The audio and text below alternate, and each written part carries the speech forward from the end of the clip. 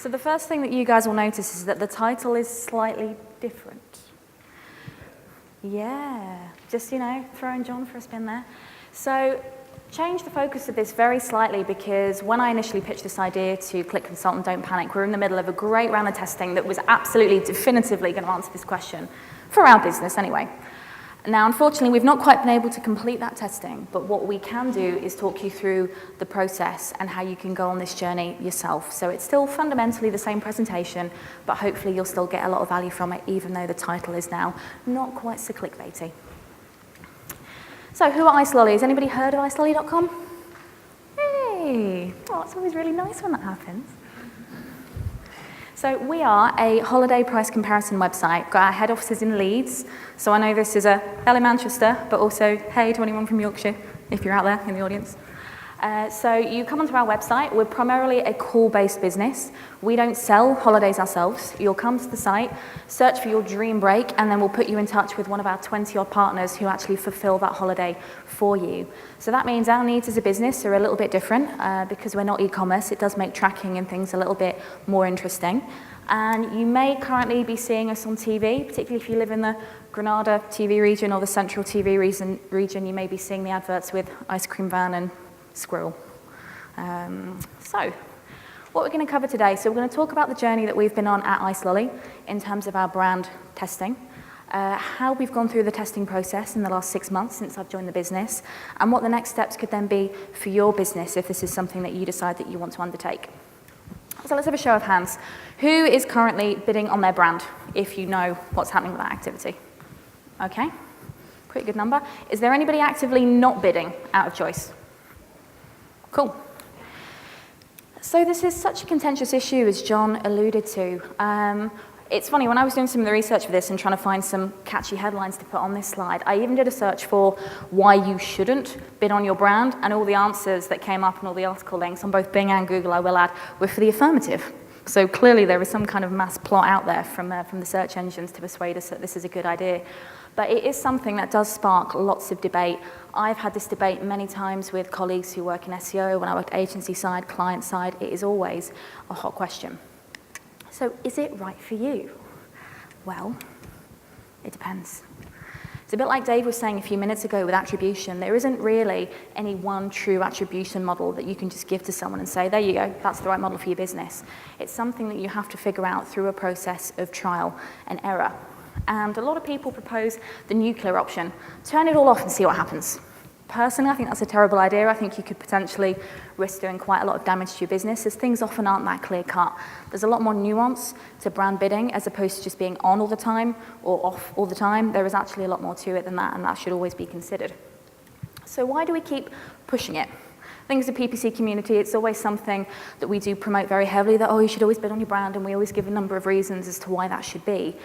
There's been a couple of studies done by Bing and by Google. You've got some of the Bing data here that highlights the incremental value of bidding on your brand terms, be it as a competitor protection piece, as a kind of 2 + 2 = 5 in terms of the total number of clicks that you get, or even as a way to test your messaging for organic, to understand, maybe if I then change my meta description to this, or if I try this kind of messaging, I might yield a higher CTR. So there are all things that you can do through paid that you can't do as easily through organic, and those are often touted as reasons to keep the activity live.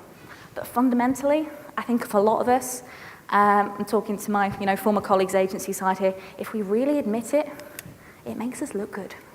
That's the real reason you do it. When you run brand for a client and you're suddenly driving all these conversions and you've lowered the CPAs by 75%, you look like a genius, you look amazing. And it's really easy to justify your existence. Not that that's the only reason you do it, but when I've been client side, I've often had a lot of objections from agencies. You can't turn it off, think of the impact it'll have on CPAs. But in any business, you should already be looking at your brand and your non-brand separately. So fundamentally, it shouldn't change the way that you report. The blended CPA, yes, will drop, but your non-brand CPA will remain the same. So what we've been doing at iCeLolly. So I joined the business in October last year, and brand wasn't something that we really started to look at until February, after we'd gotten out of the peak season of early January and post-Christmas, when we'd also been on TV. We wanted to wait until that was out of the way before we began anything. Historically, we've been bidding on pretty much all of the keywords that you could think of for brand. We were only actively excluding some it's difficult to define these kinds of keywords, so I'm just going to tell you the keywords. I was asked to keep actual keywords to a minimum, but I'm just going to tell you. Ice lolly and ice space lolly, those were two terms we weren't bidding on. Organic click-through rate on those was really high. There was no competition. Don't anybody start bidding, I'm warning you. And we found that worked for us. We'd done a lot of testing before, and none of it had been conclusive. So sometimes the testing had shown that we did get incremental calls. Sometimes it had shown that we didn't. A lot of this testing had also been done by agencies who you could argue had a vested interest in swinging the result one way or the other. But the thing that we found a bit strange, and I've never seen this, again like Dave, in any business that I've worked in, that organic converted better for brand than paid. And I've never seen that. Maybe on some non-brand terms, sure, but never for your core brand terms have I seen SEO convert better than paid search. So that gave us a little bit of pause and made us think that it might be something that we would want to revisit at some point. Because if you move that traffic into organic, maybe you'll get more calls and you won't be paying for them. It's a double win. Now, we had a few issues because we had excluded some very navigational terms that were clearly people wanting to find the website. So we weren't bidding on those because we felt if you're typing in, icelolly.com, you want to go to icelolly.com, there's really no point on you paying for traffic to that keyword. So we'd excluded the keyword, but then you can see, I don't know which one of these is the laser, so I might turn this off. Aha. That all of a sudden, out of nowhere in September, traffic just started coming through. No idea why. We couldn't actually see the keyword in question in any of the search query reports. We weren't bidding on the keyword anywhere. The keyword itself was negative throughout the whole of the account.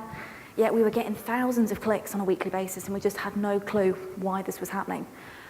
So it turns out Google treats spaces and full stops as exactly the same and was doing close variant matching within the account, causing issues and things not shown correctly in search query reports, which explained why we only had a 17% organic keyword share for this term, when it should have been closer probably to 80 or 90%. So that began to highlight to us some of the issues that we were likely to have with running this test on a bigger scale, be it with negatives, account structure, and so on. So we then started to put our plan together for how we were going to do testing on a larger scale. And what my colleague Peter, who looks after SEO, and I thought is that there was a third way between turning it all on, turning it all off, that there might be a better way based on user intent. Because not all brand terms are created equal. There are different kinds of brand keywords, and chances are that there might be different ways that you can use those terms for maximum effect. So we also thought about the other things that we'd need to consider. So we've already talked about intent, competitor presence, the tactical messaging and message testing. Again, we've already talked about flexibility. So you can change your messaging on paid with a lot more ease and speed than you can do on organic. So that's something else that you might need to think about for some terms. And then you've got this age-old question of incrementality. I've been asked it so many times in my career, and I'm sure I'll continue to be asked, but is there an incremental value to bidding on your brand? Some of the case studies from the search engines say yes, there is, but no one has been able to know for sure. So what we did is we took a search query report and a download from Google Search Console for the last 12 months of every single brand keyword, misspellings and everything. And what we began to do was put them into buckets for our business. Now, we're a travel business, so these were broadly the buckets that we used, but for your businesses, it's likely to be different. So you've got your exact terms, your terms like Ice Lolly, Thomas Cook, Expedia, On the Beach, Teletext, all the exact terms without any other kind of modifier to them. You've then got your navigational terms. So these would be things like Thompson.com, On the Beach websites. It might even be co-op travel stores, anything that implies a location, be it online or offline. You've then got destinations. So we get an awful lot of people. Benidorm, by the way, is our best-selling destination. I would never go there myself, but our demographic loves it. Related to brand terms, as well as departure airports. People are really keen on searching for things like Ice Lolly from Aberdeen or Ice Lolly from Belfast. So that's another group of terms. You then group that together with holiday types. So we've got ski holidays, cruise holidays, all-inclusive, self-catering, any kind of holiday that you can think of. And then people search for these in conjunction with brand. And finally, we get a lot of searches for stuff we don't offer. We don't sell fly only, but it doesn't stop people searching for it. So what we broadly thought is that any traffic that was best served by going to the homepage or a page that was easily crawled, in our mind, might be best served through organic. You know, it's easy to get the user to that page. Google can probably do a pretty good job of that without any kind of assistance. So maybe if we were going to broadly define a strategy, that those would be our organic keywords. We then thought, for your other terms, keywords that you might want to link into the search results page, or where you might want to support the keyword with site links that link to other content on the website, they could be quite well served through PPC, if you've got the flexibility to do more there. So that led us to thinking that of the 5 groups of terms we had, we would say, okay, well, we'll bid on these ones, we'll not bid on these ones, and so on. That was roughly where we thought we would get to. This was our hypothesis for testing. Now, the caveats for this is if there were competitor activity on those keywords, then we would definitely bid.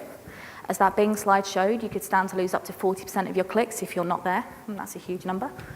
And if we were going to be running any TV or sponsorship, then chances are we might want to increase our brand presence rather than decrease it, just to make sure we were capturing as much of the market share as we possibly could.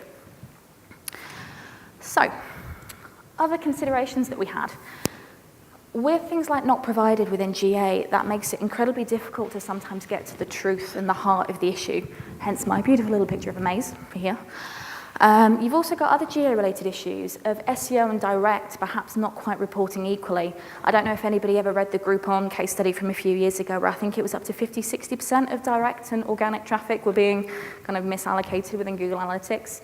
So it's very hard to even look at the absolute SEO numbers to work out whether or not you're gaining or losing traffic through bidding on PPC.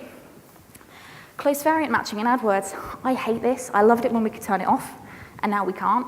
So that means you have no complete control over keywords and what Google's matching them to. So you might think that you've excluded a keyword from somewhere, but as we saw with our little chart a few slides ago, it can just pop up somewhere else. Account structure, again, tied in with that close variant issue, is something that can help you have more control. So we knew there would probably be some restructuring when we brought the campaigns in-house. Competitor bidding, also an issue. We'd need a solution in place to help monitor that and keep an eye on what was happening with the keywords. And then tying up calls and traffic. Because we're not an e-commerce business, it can be a little trickier for us to tie it to what is for us conversion. Might not be the same for you, but how do we then monitor the traffic as well with not provided and all the other considerations? So we worked out our process. What we were going to do systematically is we were going to test one keyword at a time. We would look at our list, we would pick our term, and we'd pause that one keyword on one engine. So we started off with Google, and once we completed the process, we were going to move over to Bing. So that was the plan. We were going to look at things like impressions, clicks, click-throughs, keep an eye on what's happening with AdWords, exclude terms as we needed to, restructure as we needed to, just to make sure we had tight control over everything, and then make sure we're backing it up with competitor intelligence. So we created a hit list of keywords. It's really easy to do. We started off by looking in webmaster tools for this and had a look at keywords that drove an awful lot of impressions, but no clicks. So this is where we identified terms that I mentioned initially that only had a 17% CTR, which for one of your core brand terms is a bit surprising. So we went through and we identified what we thought were the quick wins in organic terms of the keywords where we could stand to gain the most traffic and hopefully get the most statistically significant amount of data to form a theory. So we took these terms, we checked them against PPC to see if we were bidding, were we negatived, and try and get an idea of what was going on there. Check if there's any competitor activity. If there is, you're probably going to want to leave the paid keyword on, even though it'd be really nice to get all that traffic for free. And we then use this to create a top kind of 10 list of keywords that we were going to test. Now, what I'd advise you to do is to keep checking it as it can change. It is literally like a game of whack-a-mole. You'll exclude a keyword over here in AdWords and it'll pop up somewhere else. And what you'll find is a keyword might come out of nowhere for 2 weeks, perform really well, and then it just drops away. So it's probably something that you'll need to keep evaluating as you go through this testing process. So in terms of what happens, instantly, organic traffic went up. So you've got a GA graph here for the first keyword that we tested. My very straight red line there is the day that we removed just one keyword from AdWords, and instantly we went from trending below in terms of year-on-year traffic to trending up. Same happened with page views and other metrics, literally overnight, off the back of just one keyword. We were then able to validate this in both the Google Search Console and in AdWords. You can see the lovely graph there with the yellow and blue lines sharply increasing, which were the volume of clicks and the click-through rate for this specific term, even though the impressions were decreasing. You've then got the very handy dimensions report in AdWords, paid versus organic. SEOers, I suggest you chat to your PPC friends and make sure that you guys have got access to this report within AdWords, as it can be a very useful way to validate the total amount of clicks you're getting from a keyword on paid and organic, and whether there is any uplift from having the two together. It's just about the only data source that you can probably use to do this with having not provided. And we use this to keep an eye on, were we getting more clicks combined now than we did a week ago before we started the test, while trying to allow for seasonality and any other activity. So it did appear that the traffic had entirely migrated over to organic, which was great, exactly what we were looking for. In terms of some side benefits, there were other keywords that we weren't testing where we actually saw Google index more pages as a result of more traffic through this other one brand term. And we also saw the number of listings per query increase. Now, this could be coincidence. It could be to do with maybe other outreach we had going on at the time, but we weren't on TV, and there were no other changes that we were aware of that were happening while we were doing this test. So it might be a bit like having money. The richer you are, the richer you're likely to get, because money begets money. Maybe clicks beget clicks in the world of SEO. So what about calls? Calls are really difficult to track, again, because they're not provided. Definitively, it's really hard to say. We struggled with this because, again, seasonality and everything playing a part. The call levels, we believe, were either flat, or if anything, we may have lost a very, very tiny number of calls by removing the terms as we tested. But to that question of incrementality, think how much we would then have been paying for each of those calls. So if it was only 10 extra calls a day, but we were spending £1,000 a day, we're not, but if we were, is that £100 a call worth it to your business? For the record, we make about £8.50 a call, so absolutely no. So then, something to think about. You can see on the chart here, we've got paid, and this will be clearer when you guys download the slides, but we've got the organic and paid traffic, and you can see the organic in blue increasing relative to year on year in green, and while the paid traffic in orange has declined versus the purple line of last year, the growth in organic, at least in the beginning of the testing, appeared to be greater than the loss in paid. So that backed up our theory that the higher conversion on organic was leading to more calls, not less, even though we may have been losing a tiny amount of traffic as a result. And then we went back on TV and we had to stop the test. So we made a decision to sponsor some various programs, be it on, I think, Bang on the Money. Did anybody watch that on TV? Not a single hand, I knew it. Nobody watched the show. Nobody. Completely not worth the test. But because we were going back on TV with sponsorship of different programs, the business decided that they wanted to resume the activity to make sure that we had as much coverage as possible. There was also some lingering doubt in the minds of some of the senior people within the business around this call issue, whether or not we were losing calls or not. Again, alluding to the issue of trust, word of the day, we didn't quite have that trust within the business to continue the test at that time. So the decision was taken to pause it. So when we went back on TV, we not only turned on the keywords that we paused, we turned on the terms that we also hadn't been bidding on this time last year. So that makes it very difficult for us to compare year-on-year data and do some of the further analysis at this point in time. But again, that's just a challenge for us to deal with. So in terms of what's next, we do have plans to resume the testing, hopefully very soon. We're on TV at the moment, but as soon as that finishes, we're going to resume the activity. And what we're going to do is we're going to return to the status quo. So we're going to get back to where we were last year by pausing the 2 keywords that we've resumed. And then we're going to go through this process again, working out what our top keywords are, what ones we should be pausing, and seeing what happens with the data. We're also going to find ways to be more responsive, so competitor activity is a concern of ours on paid search.